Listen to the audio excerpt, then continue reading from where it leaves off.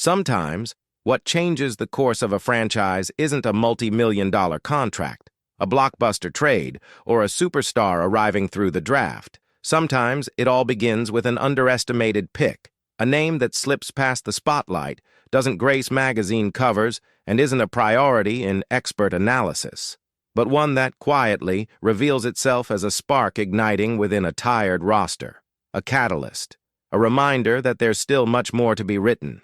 That's the case with Brandon Podziemski, the kid from Santa Clara, whom many didn't even expect to see on the court with meaningful minutes in his first year, now plays a leading role in one of the most symbolic moments of the current Warriors era. It wasn't just because of the improbable play against the Lakers, that long-range shot, practically from half-court, that erupted the arena and silenced one of the loudest venues in the league. It was what that moment represented, a declaration of existence. A clear signal that something is changing, and maybe no one is paying close enough attention. Seeing that kind of play is something special, but understanding it in context is what makes it memorable, because it didn't happen by chance.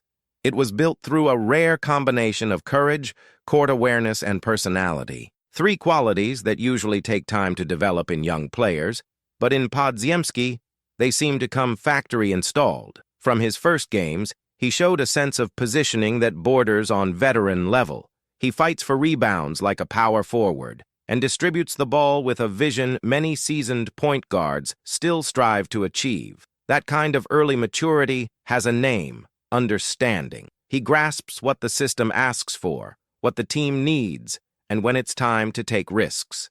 It's not just about technique, it's about mindset.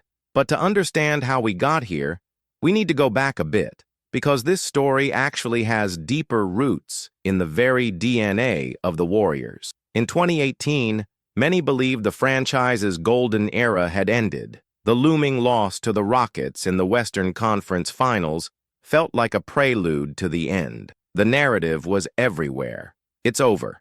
That team, built around a revolutionary collective style, seemed to have finally been figured out. But while everyone focused on the numbers, something was slipping between the lines. That champion instinct, that steady hand in critical moments, it didn't show up in the stats. In Game 6, and then in Game 7, the Warriors re-emerged. Not only did they win, they dominated. And as Houston missed shot after shot, with an absurd streak of 27 consecutive missed three-pointers, Golden State simply reminded the world who they were. The lesson was clear. Talent alone doesn't win. Identity does. That philosophy hasn't changed, and it resurfaced years later with another underestimated name, Andrew Wiggins. When he joined the franchise, many laughed. They said he wasn't built for championship teams, that he was inconsistent, inefficient, and once again the Warriors saw beyond that. In 2022, when the spotlight was brightest, Wiggins delivered with energy, suffocating defense, and game-changing plays. He had one of the most impactful performances of the finals, a redemption few predicted, but one the Warriors always believed was possible. This pattern isn't a coincidence. It's a method, and it's exactly within this context that Brandon Podziemski emerges. He's the newest bet in a project that refuses to die. The latest face of a philosophy that believes in development, in patience, and in the ability to find value where few even look. Against the Lakers, he hit 8 three-pointers. But more than the quantity, it was the way he did it. The confidence in his shot, the fluidity in his movement, the natural way he controlled the game's pace. That final shot, at the buzzer from mid-court, was just the symbolic seal, as if to say, you don't get it yet, but you should. And the most impressive part, he's not just contributing offensively. Defensively, he's the kind of player who gives everything. Drawing offensive fouls, for instance, requires positioning, courage, and awareness. And even as a rookie, he led the league in that category. That's not a fluke. It's a sign of someone who absorbs the game quickly, who understands the role he must play, who doesn't play for the spotlight, but for the collective. And maybe that's the Warriors' greatest strength. They don't just discover talent, they shape it. Podziemski, at 22 years old, already seems to understand that his career doesn't depend on big individual stats, but on his ability to fit into a larger system, to add value, not just produce numbers. And the most symbolic part of all, he became the second youngest player in franchise history to hit 7 three-pointers in a single game. The only one younger was Stephen Curry back in 2010. That's more than a coincidence. It's a bridge. A link between what the Warriors once were and what they can still become. The narrative grows even stronger when we look at the franchise's current moment. The window with Curry, Green, and company is narrowing. Time is ticking, and many wonder if it's still worth betting on the present or if it's time to build for the future. Podziemski might be the link that unites those two timelines, the piece that allows both ideas to coexist. Of course, there are uncertainties, and the NBA market never sleeps. Rumors surface constantly. Names like Kevin Durant, for example, are once again circling the halls of Chase Center, and with them come tough decisions. If the Warriors want KD back, they'll have to part ways with talent. Young players like Kuminga, Moody, and yes, even Podziemski might be on the table, and that changes everything. Because while Durant represents the clearest shot at chasing another title right now, these young players are what keep the flame of what's next alive. Durant, who left the Warriors to seek a new narrative, now finds himself in a situation where options are dwindling. Injuries, lack of chemistry, and underwhelming results have cast doubt on his stint with the Suns. And maybe, just maybe, returning to the only place where everything clicked isn't a sign of weakness anymore, but of wisdom. But for that to happen, a price must be paid. And that's where Podziemski's story returns with force. Because sacrificing a young player with his profile, technically gifted, mentally ready, and constantly evolving, isn't an easy decision. It's not just losing a player. It's giving up on a project, a bridge, a quiet promise of continuity. The Warriors' crossroads may have never been as visible as it is now. On one side, there is a living, fresh, and energetic promise, like Brandon Podziemski, who is becoming the embodiment of everything the franchise values: tactical intelligence, collective effort, adaptability, and progressive growth. On the other, there is the glorious ghost of recent triumphs, personified by names like Kevin Durant, players who have already delivered championships, who know the way, but whose biological and physical clocks are starting to dictate the pace. The point is, the Warriors are trying to do both things at once: prepare for the future and maximize the present. And this attempt puts them in a chess match, where every moved piece directly affects the legacy they intend to leave behind. Imagine the following scenario. Steph Curry, at 36 years old, still plays like an MVP. His shooting, his movement, and his leadership continue to defy time. But even he knows the days when he could carry the entire team on his back are getting shorter. Draymond Green still sets the defensive tone, but with less explosiveness. And the uncertainty surrounding the contract renewal of the veteran who completes this legendary trio hangs like a cloud over Chase Center. In this context, every young talent becomes a valuable piece. Moses Moody, despite his ups and downs, shows maturity on the court. Jonathan Kuminga is an elite athlete, perhaps the most physically dominant of this new generation on the roster. And then comes Podziemski, not the most athletic, not the most explosive, but perhaps the most cerebral, the most adaptable. It's no exaggeration to say he plays as if he were 10 years ahead of his time. His game reading, the way he positions himself to draw offensive fouls, how he cuts into the defense in sync, how he finds improbable passes, all of it is reminiscent of the great names who made history in the league not just for their talent, but for their off-the-charts basketball IQ. And here comes the irony. To bring Durant back, it would be exactly these names that would be first placed on the negotiating table. Can you imagine what it means to have to choose between the living memory of past championships and the pulsating potential of a new chapter? It's almost cruel. But it's what great organizations do. They make tough decisions based on vision, not emotion. KD is, indisputably, one of the greatest players ever to set foot on a court. And in Golden State, his presence was much more than statistical. He brought what the dynasty lacked: the power to crush opponents with offensive talent that borders on the unreal. He was Finals MVP. He was clutch. He was decisive. And even after leaving, the impact he left remains. But that same impact is also what makes his possible return a dilemma, because it wouldn't come without a cost. Could the team give up Podziemski, Kuminga, and Moody and still look to the future without regrets? Could they put Durant back on the roster and believe that it's not a regression but rather an evolution? And there's more. There's a human element at play. Durant's return wouldn't be just technical. It would be emotional. He left the Warriors in search of something he felt he didn't have: recognition, autonomy, protagonism. Would he now accept returning to a system where he is part of a machine and not the center? On the other hand, maybe he has learned that great victories require great sacrifices, that legacies aren't built with numbers alone, but with context. That being part of something bigger can indeed be more meaningful than leading alone and falling short. Meanwhile, Brandon Podziemski keeps playing as if he doesn't care about any of these discussions. He steps on the court, executes the system, contributes in every aspect of the game, and returns to the bench with the serenity of someone who knows he's making history, even if few people realize it yet. Maybe that's his greatest virtue, not raw talent, but commitment to the process, the confidence that his game speaks for itself, and more than that, the certainty that even without constant spotlight, he is exactly where he's supposed to be. And that's why, for many within the franchise, the thought of putting him in a trade feels almost sacrilegious, because he represents something the Warriors have always sought: continuity, sustainability, a smooth transition between generations.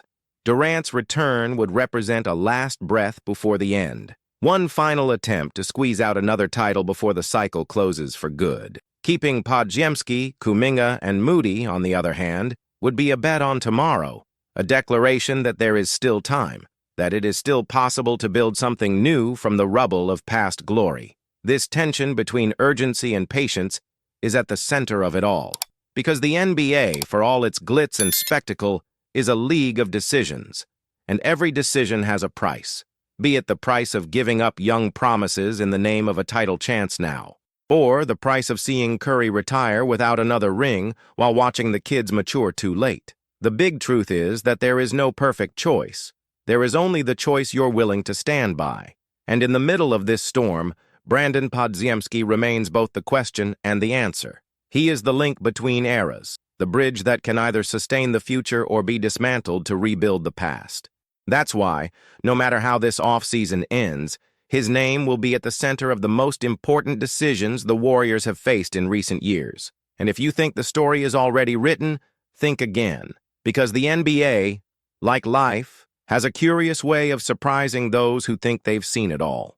The game against the Lakers was a reminder of that. An underestimated kid, with the poise of a veteran, silencing one of the league's most legendary arenas with a shot that felt pulled from a movie script. But that wasn't fiction. It was real. It was symbolic. It was a warning. Meanwhile, behind the scenes of the league, things are heating up. The offseason hasn't even officially begun, but the signs are everywhere. Agents are moving between franchises with more intensity than usual. Operations directors are locked in prolonged meetings. Reporters whisper names cautiously because they know a single misplaced spark could ignite the fire that changes the fate of an entire franchise. And in the middle of this cauldron, the name Kevin Durant still carries weight, a lot of weight, because despite the injuries, the advancing age, and the emotional toll of the past few years, he remains one of the rarest talents in the history of modern basketball. And talents like that don't just disappear. But at the same time, there's something different in the air. This isn't just about Durant. It's about what he represents now. When he left the Warriors, it was out of personal ambition.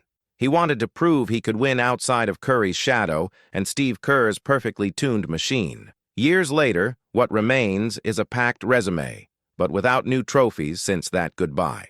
And that carries weight. Maybe that's why the rumors of a return are no longer treated with sarcasm or disbelief.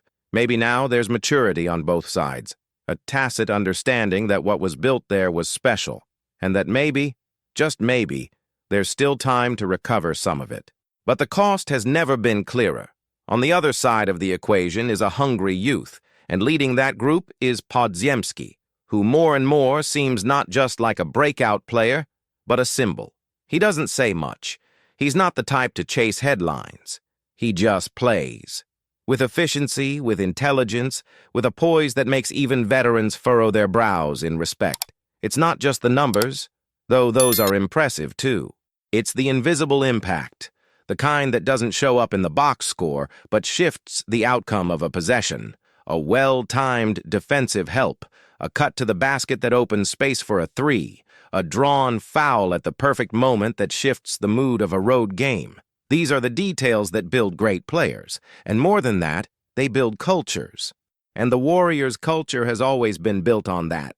Attention to detail, valuing the collective over the individual, intelligence over brute force. That's why a potential trade involving young players like Podziemski becomes so delicate. It's not just a question of technical performance, it's about identity. Because trading Brandon now would be, on some level, giving up on what the Warriors have been trying to cultivate since Durant's departure. It would be a return to the comfort zone, a step back into the familiar. But it could also be seen as a strategic retreat, an admission that the dual timeline plan has failed. Only, there's one problem with that view. It's called time. Curry's time, Green's time, the time of a system that still works, but needs pieces that function with surgical precision.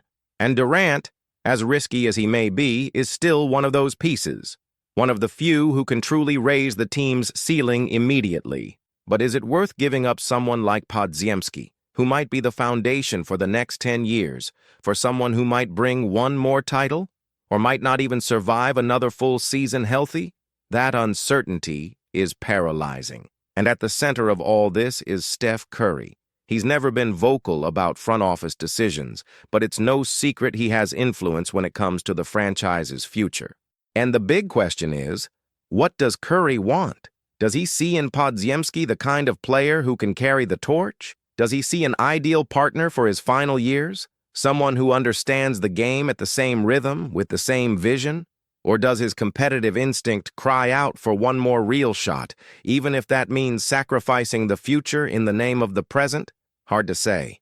What can be stated is that the next few months will be defining, and any decision made now will be remembered, for better or for worse, for many years. If Durant returns and wins another ring, the sacrifices will have been worth it. But if it doesn't work out, if injuries limit him or the fit isn't there anymore, then the Warriors will have given up a promising core for a dream that's already passed. And if they decide to stick with the young players and the rebuild takes longer than expected, there will be criticism too, uncomfortable questions, impatience. Because in the NBA, time doesn't forgive. It charges, it judges, it records. But there's something that can change that. Vision. Having vision means understanding that what seems right for now isn't always what builds the most lasting legacy. Sometimes you have to give up immediate shine to preserve the flame of tomorrow. And maybe that's why Podziemski has earned so much respect so quickly, because he plays like he understands that, as if he's lived those choices before, as if he knows the game is more than shots or dunks.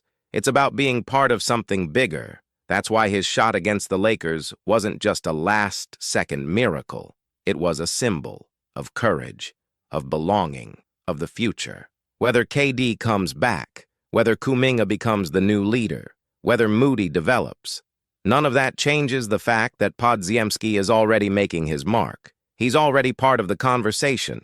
And that, in a franchise with so many historic names, is no small thing. Because when the dust settles, when the contracts are signed, the trades finalized, and the seasons begin again, only one thing will truly matter. Who's on the court when everything is on the line? And if you look closely, you'll see a kid out there, wearing number 2 on his back, who doesn't flinch, who faces the moment, who embraces the responsibility. And that, more than any stat, might be the sign that the Warriors' future is in good hands. The world of basketball is buzzing with rumors that could shake up the future of the NBA. According to reliable sources, the Golden State Warriors are quietly working to secure the signing of Kai Sotto, the talented Filipino center, for the 2025 season. If this deal goes through, it would not only be a technical boost for the team, but also a historic milestone for Filipino basketball and the globalization of the NBA. Standing at 18 meters tall, Kai Sotto is a player who naturally commands attention on any court. But what really stands out about him is not just his height, but the rare combination of skills he brings to the game. As a defender, his wingspan and reaction time are impressive, making him an excellent rim protector. However, it is in his offensive versatility where he truly excels. Unlike traditional centers who tend to play closer to the basket, Kai has a reliable mid-range shot, something highly valued in modern basketball. This ability to stretch the floor is one of the factors that have caught the attention of NBA scouts. Kai Sotto's journey so far is a story of overcoming challenges and determination.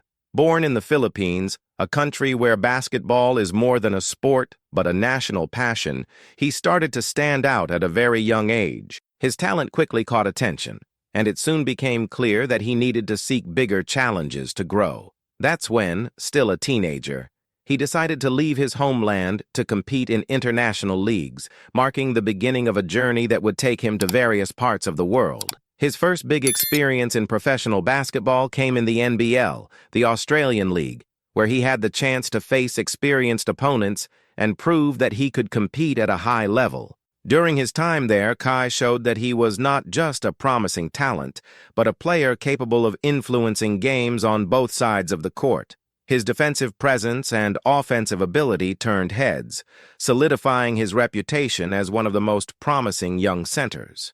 After this experience, he moved on to Japan's B League, where he continued to evolve as a player. In Japan, he became a key player for his team, accumulating solid performances and earning more and more space.